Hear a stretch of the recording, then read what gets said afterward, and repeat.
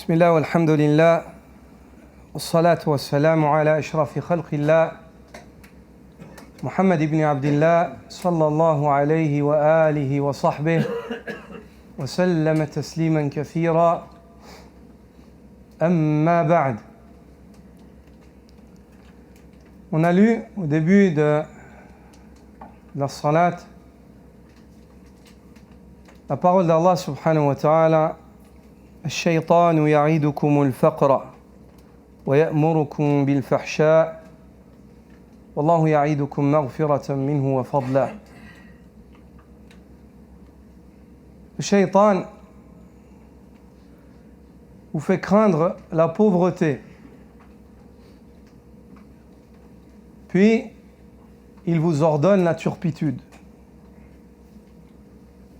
Il vous fait craindre le dunya et il vous ordonne le haram, la désobéissance à Allah, le fait de piétiner les limites d'Allah Azza wa Jal sacrées,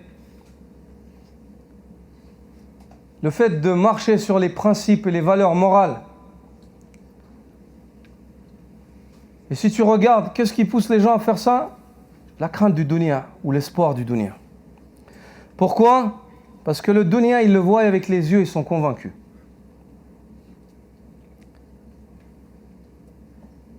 Et Allah subhanahu wa ta'ala dit, quant à Allah, il vous promet de sa part une miséricorde, maghfira, wasi'a, amma, kabira, azima, un pardon de sa part large, grand, énorme, wa fadla, ainsi que des énormes faveurs. Les faveurs d'Allah subhanahu wa ta'ala, elles sont de deux catégories. Des faveurs hâtives dans le dunya et des faveurs tardives pour l'éternité dans l'au-delà. Les faveurs hâtives pour ceux qui n'obéissent pas au shaitan et obéissent à Ar-Rahman, Allah Azza wa Jal, lorsqu'ils se freinent et délaissent ce dunya pour Allah Azza wa Jal, à la recherche de son agrément, Allah leur accorde une grande faveur qui est le fait qu'il leur remplace par mieux ici-bas. Le prophète sallallahu alayhi wa sallam dit: Man taraka shay'an lillah awadahu Allahu khayran min. Celui qui laisse une chose pour Allah, Allah lui la remplace par bien mieux. Il lui la remplace par deux choses meilleures. L'une d'entre elles, l'iman. وهذا هو الأعظم في التعويض. Ça c'est le plus grand troc, le plus grand remplacement. Cette chose-là, tu la délaisses pour Allah parce que c'est haram, ou bien tu fais ce sacrifice pour Allah, donc tu délaisses une chose de tes biens pour plaire à Allah. Allah Azza wa Jal, il te remplace par le iman, il remplit ton cœur de iman. Et le iman, c'est la source du vrai bonheur. Sans iman, il n'y a pas de bonheur, c'est un faux bonheur. Et aussi, ce que tu délaisses pour Allah, Allah te le remplace par mieux, ici-bas, avant l'au-delà. Celui qui délaisse le zina et patiente, il est sincère avec Allah, Allah lui le remplace par le halal, par le mariage. Celui qui délaisse de l'argent haram et il patiente et il délaisse ça pour Allah, Allah lui remplacera par mieux, par de l'argent halal dans lequel il y aura de la baraka. Ça c'est dans le dunya. Mais dans l'au-delà, toute chose que tu as délaissée par Allah, Allah te la remplacera. Ne vois-tu pas les boissons enivrantes et le vin dans le dunya que les gens convoitisent avec tout ce qu'il y a de nocif en lui et tous les manquements qu'il peut avoir en cette boisson? Allah subhanahu wa ta'ala te remplace ce vin-là par un vin dans l'au-delà qui n'a pas les défauts du vin du dunya.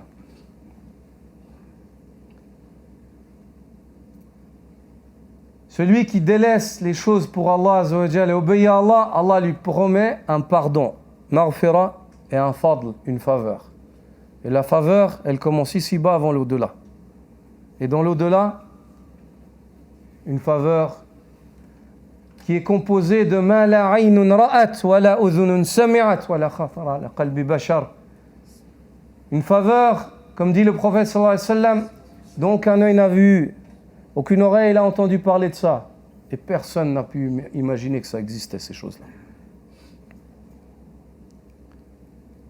Ayyuha al-ikhwa, le mois de Ramadan, il est venu t'enseigner ce principe. Le principe de ne pas obéir au shaitan, de ne pas obéir au nafs, d'être convaincu de la promesse d'Allah,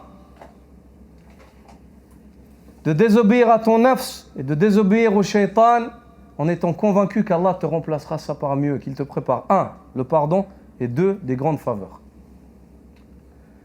Mais ce qui nous manque aujourd'hui, on entend souvent les gens et les jeunes, délaisse le haram. Ah, je peux pas, j'arrive pas. C'est une réalité. Ou bien d'autres personnes, tu lui expliques, tu dis ça c'est haram. J'arrive pas à délaisser, mon frère. Bientôt, Inch'Allah. Le problème, il est où? Dans une conviction faible. Da'ful yaqin. Ils sont pas convaincus comme il faut.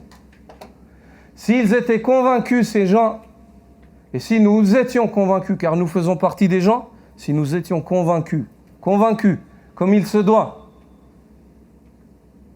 qu'Allah Azza wa Jal ya'iduna maghfiratan minhu wa fadla, un pardon de sa part et une énorme faveur, wallah, le haram il tient pas devant nous. Regarde, la preuve, tu es capable de laisser l'eau, tu bois pas de l'eau alors que tu as besoin.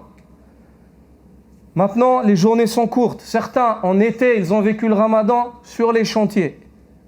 Ils ont travaillé dans la poussière, ils ont réussi. Pourquoi? Parce qu'ils étaient convaincus. La conviction, c'est ça qu'on a besoin. Tu veux voyager vers Allah, tu dois être convaincu. Tu veux sacrifier, tu dois être convaincu. Si tu es convaincu, il n'y a rien qui tient devant toi. Tout est facile. Ce qui manque, c'est le yaqin. C'est la conviction. Travaillez sur cette conviction. Soyez convaincus. Quand une chose elle est interdite, soyez convaincus qu'Allah a rendu cette chose-là interdite. Et si vous la laissez, Allah vous la remplace par mieux. Soyez convaincus. Ne doutez pas. Car ce qui a fait des sahaba du prophète sallallahu alayhi wa sallam, ce que vous avez entendu d'eux, c'est quoi? Quwwatul yaqin. Quand on entend les sahaba, ils ont fait ça, les tabi'in, ils ont fait ça. Pourquoi tu entends ces choses-là qui sont étonnantes? Tu dis, subhanallah, comment c'est possible? Parce qu'ils étaient convaincus. Ils étaient convaincus. Le sahaba, il était en train de manger ses dattes. Le prophète sallallahu alayhi wa sallam lui a parlé d'un paradis large comme les cieux et la terre. Même ça, il a dit, j'ai plus le temps, ya Rasulullah. Il les a rangés, il a jeté ce qu'il avait. Il a jeté le dunya pour l'akhirah. Il a dit, un paradis large comme les cieux et la terre. Qu'est-ce que je vais faire avec ces dates? Que je vais faire encore? J'ai plus le temps. Convaincu, soyez convaincus. Soyez convaincus qu'Allah Azza wa Jal vous a créé. Allah vous a créé pour que vous l'adoriez. Allah, lorsqu'il y a un interdit dans le Coran et dans la Sunna, ça vient d'Allah, pas des hommes. Soyez convaincus. Quand vous obéissez à Allah, soyez convaincus que vous allez trouver Allah, il va vous récompenser. Quand vous écartez de la désobéissance, soyez convaincus qu'Allah, ce que vous avez laissé pour lui, il va vous le remplacer par mieux. On a expliqué comment est-ce qu'il remplace.